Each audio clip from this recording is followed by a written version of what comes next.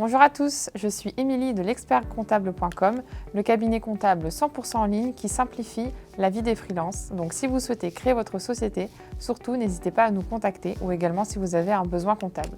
Aujourd'hui, dans cette nouvelle vidéo, nous allons aborder le thème du portage salarial. Pour commencer, voyons ce qu'est le portage salarial. C'est un statut qui permet d'effectuer des missions au nom d'une entreprise de portage en bénéficiant de la couverture sociale du salariat traditionnel. On y retrouve donc trois acteurs majeurs, à savoir l'entrepreneur, souvent un consultant, l'entreprise qui souhaite bénéficier des services du consultant, donc le client, et enfin l'entreprise de portage. Elle est l'intermédiaire entre l'entreprise cliente et le consultant. Une convention de portage est signée entre l'entreprise de portage et l'entrepreneur. C'est également elle qui facturera l'entreprise cliente. Le contrat de portage peut être aussi bien signé en CDD qu'en CDI. En CDD, il sera renouvelable 2 fois, la durée maximale est de 18 mois, avec une période d'essai de 3 à 4 mois renouvelable.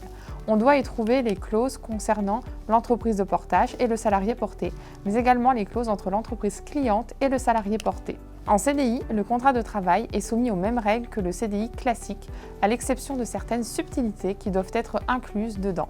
Montant de la rémunération et son versement, et les charges fiscales et sociales, ou encore les frais de gestion et les congés payés. On doit également y trouver une description du service fourni, la durée de la période d'essai et le nom du garant de l'entreprise de portage salarial. Observons maintenant les conditions pour bénéficier du portage salarial.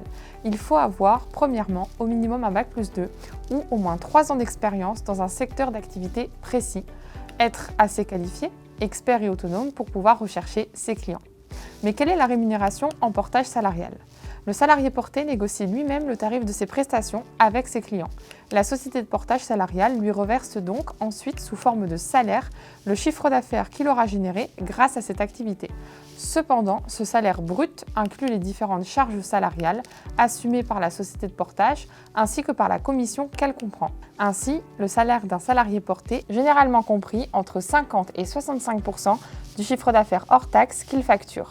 Le salaire mensuel brut est obligatoirement supérieur à 2517,13 €. Le salaire mensuel minimum garanti et versé pendant les périodes travaillées est égal à 70% de ce plafond, junior hors forfait jour, soit 2288,30 €, 75% de ce plafond pour un salarié porté senior hors forfait jour, soit 2451,75 €, 85% de ce plafond pour un salarié porté en forfait jour, soit 2778,65 €. Le statut d'un employé en portage salarial est le suivant. S'il a moins de 3 ans d'ancienneté, il est considéré comme technicien, agent de maîtrise ou cadre.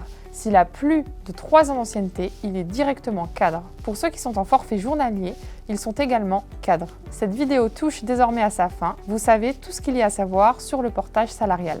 J'espère que cette vidéo vous a plu et qu'elle vous aura été utile. Si jamais vous avez des questions, n'hésitez pas à utiliser la barre des commentaires. Nous ferons un plaisir de vous y répondre. Ou alors, vous pouvez nous contacter directement par téléphone ou sur notre site. À très bientôt!